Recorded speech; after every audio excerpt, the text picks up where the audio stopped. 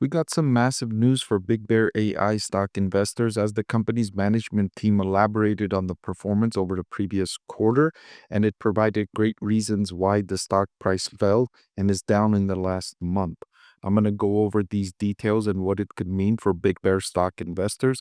I'll also share with you my updated proprietary discounted cash flow valuation for Big Bear, which calculates a fair value for the stock. You're not going to want to miss these details, so let's jump in. I want to thank The Motley Fool for sponsoring this video.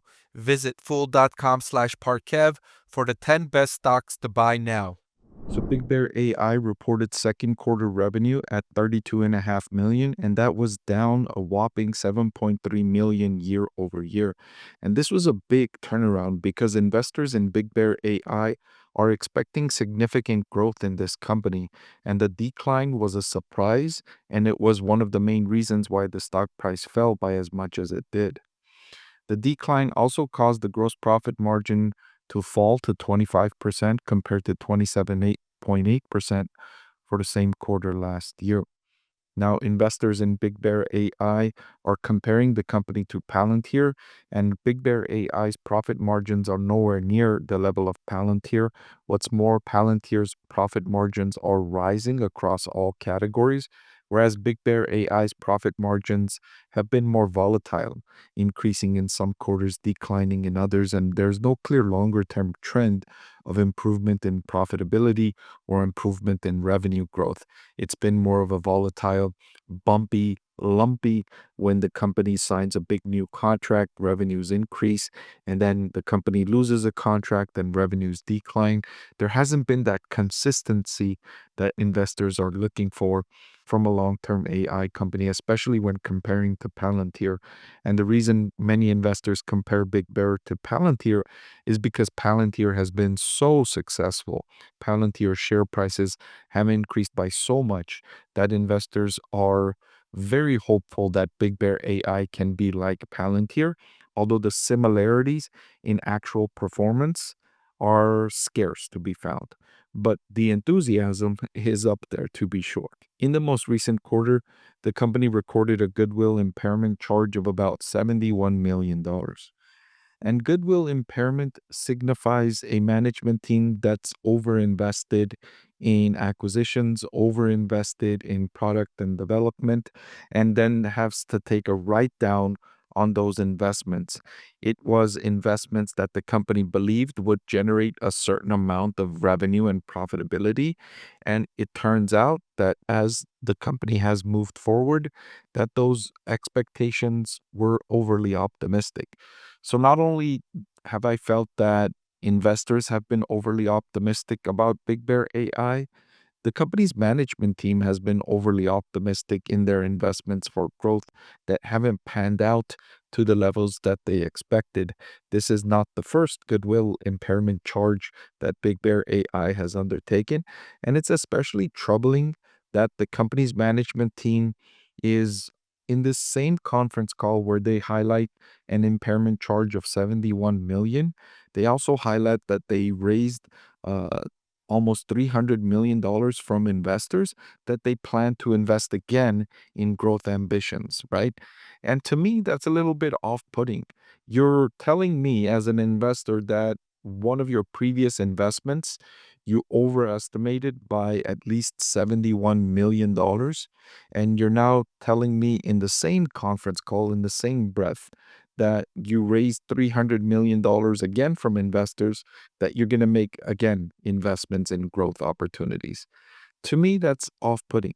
To me, when you report a goodwill impairment charge of this magnitude for a company of this size, I would think you would need more time to evaluate the reasons why you continue overpaying for growth and your growth comes in below expectations and kind of understand the reasons and causes for this rather than quickly going back and investing in growth ambitions because you've told investors that you're a growth company and your valuation is based on a lot of growth doesn't mean you need to achieve that growth right now.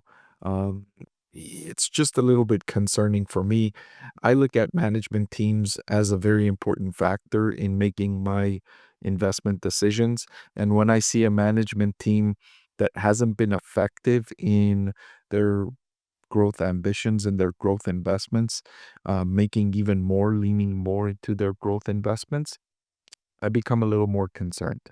One of the reasons why they experienced that big decline is because recent near term impacts on certain large programs and government contracting has impacted their revenue outlook for the rest of the year. They lost a major contract with the Army, and they noted that the efficiency efforts from DOGE, the Department of Government Efficiency, which was previously led by Elon Musk before his famous breakup with Donald Trump, has led to losses for Big Bear AI. They were one of those contracts that were deemed as being wasteful by the government, and so the government cut those contracts. Troubling to be sure.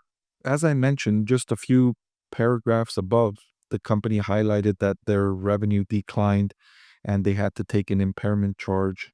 And then in the same breath here, they say that the AI opportunities are so great that they plan to make meaningful investments for the duration of this year to pursue these opportunities in earnest.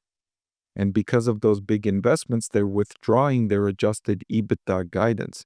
So they told investors they plan to hit these profitability metrics by the end of this year or for 2025. But because of the revenue decline and the need for more investment to generate, to sustain revenue from falling even further, that they're withdrawing their adjusted EBITDA guidance. And as an investor, what I take this to mean is that we're just going to invest a lot of money for growth and we're not going to focus on profitability.